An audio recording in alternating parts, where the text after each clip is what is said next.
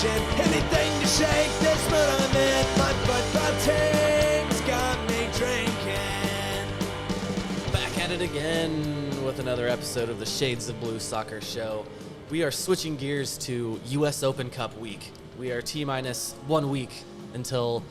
I didn't prepare. What round of the U.S. Open Cup are we in? It changes every year.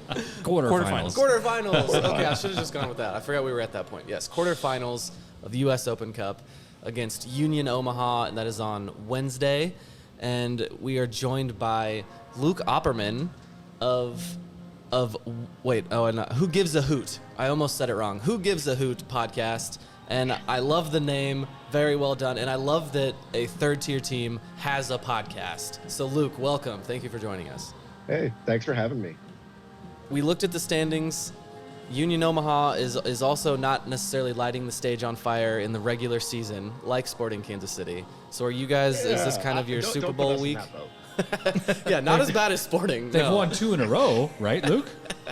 Yeah, with Saturday, we've won 2 in a row, but we've only played, that was our 7th game of the season, whereas we've got some teams who've played 10. We're 4 points, about 4 points off the top of the table. Okay, I got bad info from David, then I'm going to put him under the bus then. We're sitting 6th in the table out of 11 teams. That's not great, but... Okay, but it is fair to say... They've had schedule congestion because they've been beating MLS teams. Yes, that is very true. You've been beating MLS teams and setting the stage on fire in the U.S. Open Cup. So tell us about it. So it's the Chicago Fire and... Minnesota United. Yes. Thank you very much for that one. Yeah. We in Kansas City have been growing weary of the regional aspect of this competition and playing Minnesota United and Dallas every single year. So we are very amped up about this. This is reminding all of us why the U.S. Open Cup is a beautiful thing. So, yes, so I know you were saying that before we started here, you were saying there isn't a lot going on in Union Omaha, so we shouldn't be that surprised. But we defended for you, Omaha. We like Omaha. It's a good town. And I think you should be proud of this little bluegrass roots that you've organized here with Who Gives A Hoot. Well, it's definitely huge. We've been running this podcast and blog since 2019, about 4 months before the team was supposed to kick off. A COVID season that didn't kick off until, again, 4 months after it was supposed to. And you launched this in the middle of a pandemic. Even more impressive. Yeah, I mean, this is about as good of a story as you can get.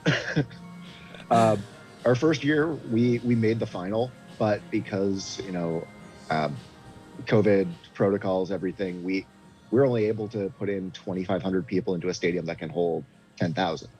Wow. Every game during that season was a COVID sellout, which is, they were hot tickets to get. The following year, so this is our 3rd year in existence playing. Okay. Second year, we ran the league and won the title, which always a good feeling. But because of COVID, this is our first Open Cup. So we haven't had a chance to face the big boys. And when you have a team that comes in making good runs, finishing second in their first year, first in the second year, doing consistently well, even with a pretty much entirely rebuilt squad, getting to fight against some of the bigger guys that are not just in preseason games but in regular play. So what is this club doing that is just seemingly so much better as far as fan engagement and getting involved in the community than other USL League One teams? Honestly, or is Omaha just bad for soccer? Is it just a soccer town and we don't know about it yet? It is this very, very significant way. But I would honestly say our team has a lot more to do as far as marketing and everything. Sporting has 4 or 5 billboards around Omaha, whereas our team hasn't thrown the money in that. It's relying on a lot of grassroots for grassroots start to marketing. But the competitive level at which our team has come in the league we're in And the ties our coach, Jay Mims, has to the Omaha area, bringing in players who have ties to the Omaha area, really has just kind of helped build that groundswell. And then they're just idiots like me who, they announce a team. I have no idea what the team's going to be like, exactly where it's going to be playing. But I'll buy season tickets and then start a podcast. See, this is the kind of fan that I get. I have little patience for the soccer snob in America that claims to like this sport and they watch Arsenal or whoever, but then they're too cool for MLS. And you, sir, are just the epitome of this guy likes this sport. He likes what we're doing here. He likes soccer in America, and he's going to support a third-tier team. And that's what just drives me insane, because there are people in England that are buying season tickets to a fifth-tier team and going there. And people in England who love that game are not saying, well, we're too good for that. Conversely, you watch have the the FA MLS snobs, right, Luke, who won't pay attention to a third-tier team. That's there's going to be a snob. There's going to be a snob everywhere who's not paying attention to where it is. But it's harder in the U.S., obviously, where there's no promotion relegation. It's Open Cup. If you compare it to the FA Cup or the DFB Pokal, when a lower division side gets to host a top tier side, which in at least the Pokal, it's guaranteed the lower side hosts every time. You're looking at these. Granted, they're 5,000 person, like 6th division stadiums, but they're sold out. They're standing room only, and people up on hills, buildings around them. So I think the U.S. can definitely get there. I think it's something that you can't sleep on, the lower divisions in any country. True that. So let's actually talk about this game. I know you just told us your MLS allegiance is to Sporting Kansas City. Is that a common thing among a lot of Union Omaha fans? Oh, yeah. It being the closest city club, SKC has been around almost 30 years now. It's definitely something Wow, that just made me feel really old. I don't know that I've ever heard someone say it like that before, but wow. Okay, sorry, continue. No, I was thinking about it because I grew up in New England. And the first game professional soccer game I went to was the Wiz versus the Revs at Old Gillette or at Old Foxborough Stadium, and didn't form my allegiance till I moved out here and saw the Toluca win followed by the Monterrey loss in 2019. But the Monterrey loss, that was a tough one. That was after we had won the. Oh yeah, that was good. We were in it. That hurt. Okay. Okay, so let's talk about who were some players. Tell me some Union Omaha players that we need to be looking out for. I assume you guys, after winning 2 games against MLS opponents, that the confidence is feeling pretty good. You're not coming into this game thinking there's no way we can win. I don't even think that's about our level of play. I think that's about how bad Sporting has been. That is very true. That is very true. The truth hurts.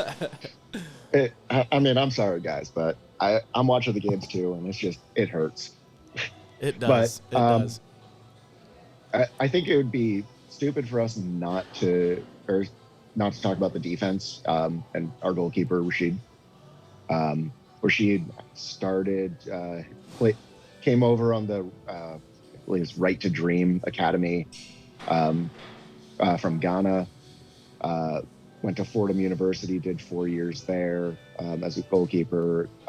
Then went to Red Bulls 2 for a season before coming into Omaha and being one of the toughest goalkeepers out there.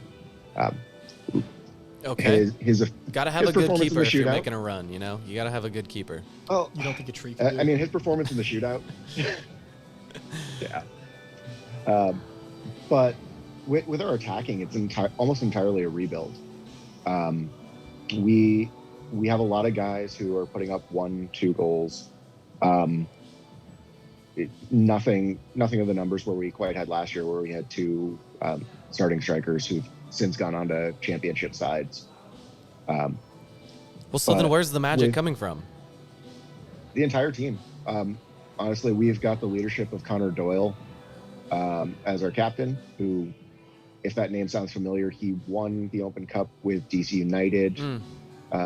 He played for the Rapids. Actually started his career at college in Omaha before signing with Derby County in the UK. So he's, 10, 11 years of professional experience. Okay. Bringing that on for these kids who are coming out of junior college and signing a professional contract. Our left back, Ryan Jiba, is coming out of Salt Lake Community College and was playing there as a number 9. Comes in, wow. he's playing as a left back for us, in very much a fun attacking style there. Where Well, I officially just got nervous, you guys. They have all the role players of all the upset teams in movies. They got a hot keeper. We've got a mix of old experience and young hot talent. I'm starting to get worried about this game. I think the only thing we're really missing there is, really coming out of the gutter for this team. But I mean, we play at a baseball stadium, so I feel like we got that chip on our shoulder that might. Disney's going to be calling up trying to make the movie here. It's like a mix of Miracle and Sandlot. We're due for a soccer movie, right? And there's all these streaming platforms. We need to be making more soccer content. So you just have the English game. Oh God. Good. This is a good show. So, what formation is Union Omaha going to line up in for this game? So, it's traditionally been a 4-4-2, though we've seen a little bit more of a 4-3-3 of late. It's a little bit more fluid. Jay, our coach, is typically trusting the attacking players, our strikers, our forwards, to kind of get there. But with our defense as solid as it is, and it is a very, very good defense, it allows so much more growth up the field. So sticking to that solid 4-4-2 formation as he's always played has been a little bit more lax this year.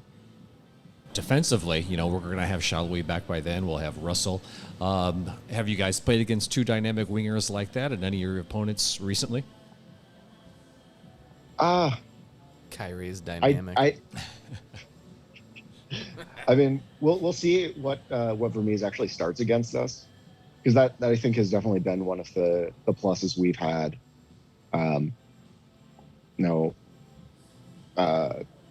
Chicago only started one DP against us. Minnesota started 2. In our league, we're not looking at the levels of Johnny Russell or Shalwi. Shalwi, I don't think he's gotten any playing time with the Hungarian national team, but still being called up to a solid side. I think we're definitely anticipating that, sure, Johnny will start being the captain, but see a Kyrie out there who I think is easily handled enough by our team. Because he doesn't like scoring, so. You guys did the exact opposite of what we did. We went to the junior colleges. You went to the retirement ranks to restock this season. Hey, 3 U22 players. That's what I've been hanging my hat on all season, is the 3 U22 players. Okay, so what kind of are you coming out for this game? Are you making the trek? I will be down there. Or will there be a good traveling contingent?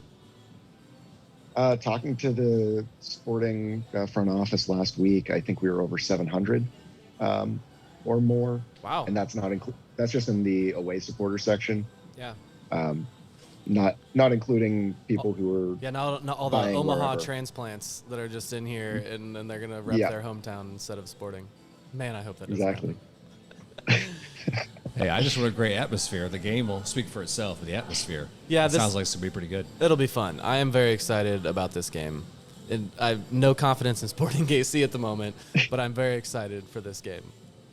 Well, it's one we're super excited for, because our closest team in our own league is a 7-8 hour drive away. So this is our closest road game we've had. Oh, we feel that pain, man. Yes, we feel that pain. I know. All right, so we need to foment a rivalry here. We need some action to happen in this game. Some elbows, some almost fights. oh, that's gonna happen. No, no, I want this to be like the Another actual friendly nicest. You rivalry. want this to be the I'm nicest rivalry in sports? Yeah, we have the nicest rivalry in sports with Minnesota, and I'm pretty sure that they tried to kill Polito. And who was it last year that That's no more. tried to spike their Oh, DP yeah. in the got sent off with a straight red? Yeah, we've lost the friendliest rivalry with them, so the mantle can be taken up by That's not that someone else. friendly. Yeah. It was a bullshit made up thing by the league anyway. We need a real one. Yeah. I mean that's always kind of the crap thing is, nice rivalries are fun, but when you start getting some blood on the pitch, it's always a little bit more intense. Well, it's not going to be that nice of a rivalry if Sporting doesn't win. I feel like that's how you get a nice rivalry out of this, is if Sporting wins it. Can you bring us merch? Will you bring us some scarves? Ooh. Can we do a scarf There trade? we go. In the interesting. spirit of our show, I- trying to get some freebie stuff out of it. I've got some scarves I could trade. I mean, I can bring you a pod scarf. Okay. Oh, you guys have scarves? We don't even have scarves. Just saying, you got to merchandise early. Man, he does. He's got a Who Gives a Hoot scarf over his head. Man, on the Sweet. background and Yeah. everything. We need shirts. We need scarves. We need the Blue Testament shirts. All right, we got to step our game up. Gift cards to the Catalan Cafe. Which needs to be established. But hey, question for you then, Luke. Two questions, Yep. two-parter. We'll start with the fun part. What is the Jack Daniels Club like? Is that still in existence at your stadium? Oh yeah, that's still in existence. Okay. Terrible angle to watch the Well, game yeah. from, but air conditioned on days like today where it's 100 degrees, beautiful. Beer prices similar to Children's Mercy, so Okay. Robert's okay. planning a road trip, apparently. And then the next question. This is a soccer question. So our Yep. midfield, holding midfield. We'll talk about that later, won't we, gentlemen? And maybe some of our center backs might be considered a little slow. Your attackers physical? Are you going to be able to take advantage of our lack of transition defense and sometimes? yeah, no, we're definitely a counterattacking team. I believe our possession. You just stats ruined against David's day. but seriously, I think Minnesota, we held 33% possession. With most of our games, if we're anywhere over 50%, we're drawing or losing. Very, very much looking for that counterattack. We've got some very quick players, can take full advantage of some very slow midfielders. Okay, all right. Well, maybe Vermes will pull a reversal and let you guys hit the wall. We'll see. Is Vermes going to play the kids? No. Oh, no. This is all out. This is all we've got, man. Yeah. You know that. You're This is getting all 90 we've got. minutes of Roger Espinosa. Yeah. For better or worse. Yeah, I almost stopped you earlier to say Johnny Russell might not play, but it's why else would he not? This is we're gonna need to put all the eggs in this basket. at this Shallowy point. will be there too, I'm sure. I think he'll play, but I'm not sure he'll start. Okay, I think that's there's a fine. reasonable chance that they'll go 45 with a younger squad or a weird formation, and then And then Johnny at comes off the half bench, or baby. 60. Then they bring in Johnny, Daniel. I like the way that sounds. I think they did that in the last one actually. All right, Luke. Oh, you got another one? I'm betting 90 minutes of Roger, 90 minutes of Zeus. That's just out of frustration. You're just I being mean- frustrated now. Yeah, but Zeus can play Give, like give me 180 90 minutes of Roger and Zeus. Like that just sounds perfect for me. Right, sure does. Right on, Luke. Well, thank you very much for joining, and maybe we'll see you in town here around KC. Well, hold on. Are we doing the scarf thing or not, man? I've got scarves I can trade. They're not Yeah, podcast scarves. yes, though. let's lock down the scarf trade for sure. I'll bring want a some scarves. shirt. We'll make it happen. Okay. All right. That's Well, we're gonna have adding a to shirt to this arrange a meetup. Okay. Wait, do you want to get Yeah. get plugs in for your show? Yeah, I Before thought you I leave did on. that, but yes, tell the people Yeah. where we can find you and the show. We're on Facebook, Twitter at WGAH Pod, Instagram, and our website is WGAHmedia.com. Who gives a hoot? Luke Opperman gives a hoot. I do. Thanks, guys. Really appreciate y'all. Right on. Have a good one. man. Thanks, Luke.